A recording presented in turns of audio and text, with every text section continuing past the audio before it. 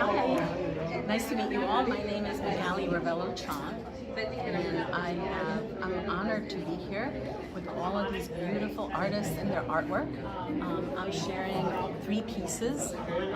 They're a series. They're called Mahalo Waikiki 1, 2, and 3.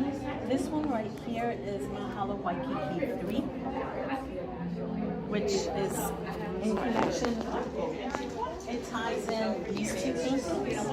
This one is Mahalo Waikiki 1, and this one is Mahalo Waikiki 2. And basically, all of our paintings, all of our art pieces tell a story. And I'm basically telling stories in a series of 3 paintings of my memories of a beautiful vacation that I had this year in Waikiki, in Oahu. And it was a wonderful trip, just alone taking the airplane ride over. I was watercoloring away, using the little air thingy on top, drawing between layers like a true watercolor should do, and getting inspired in sight. And this is basically my view from the terrace where I was in Waikiki, hanging out with a pigeon, and I was asking the pigeon, what do you see as a bird? And I was looking at all the birds that were flying around. I'm like, you see all this. So it was beautiful to just see an urban beach, because Waikiki would be an urban beach, beautiful urban beach, the road winding, and you see it just going into a one-point perspective down the road, and you just see the dotting of the trees, the life, the vibrance, the actions, surfers going back and forth. And then I would turn around and I would see a couple with their surfboards just contemplating, having their own visions, their own stories. And this one is basically a surfer gal, which I could relate to as a surfer gal. I wouldn't mind learning how to surf, with plumerias, tons of plumerias. And so basically it's tying those stories. And then the third painting, which is what we started initially with this discussion, ties in the 2 stories over there, where you see the little pair there, and you see the surfer girl there. And this would be the plumeria tree, and all of the palm trees there. And just a few little people here. I would have painted more people, but I didn't want to distract.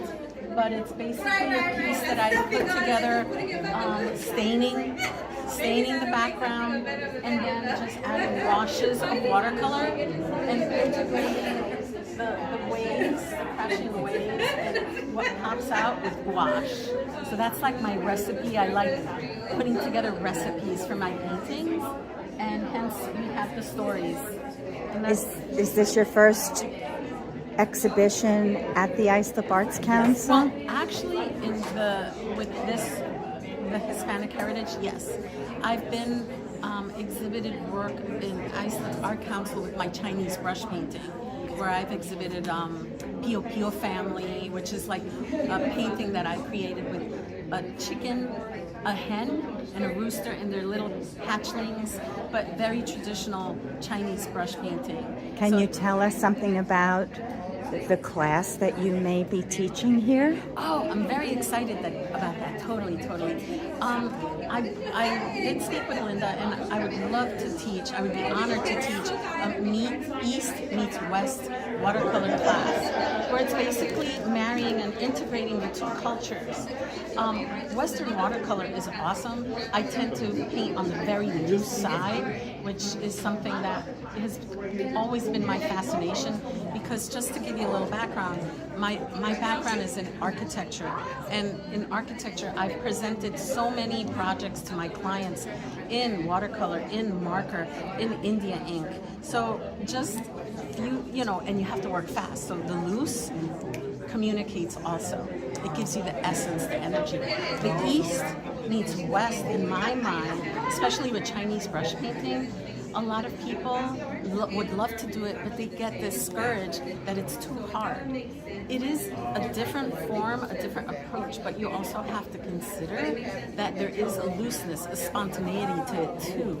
Like also with watercolors, you have, hence, as an example, botanical watercolor, which is very detailed. Chinese brush painting has that too. But both East and West, what they have in common would be a spontaneous brush. So Western watercolor has that, and Eastern watercolor has that. And I want to integrate that and there introduce some of the brushes, how you hold them, some of the strokes to achieve the spontaneity with the Eastern twist to it, hence the Asian twist, along with our Western, which is what I do here. A lot of, just to give you an example, a lot of the brush strokes here with the palm trees, for example, would be an Asian brush stroke that I use. So I'm integrating my experiences there in the arts. So what is your herencia?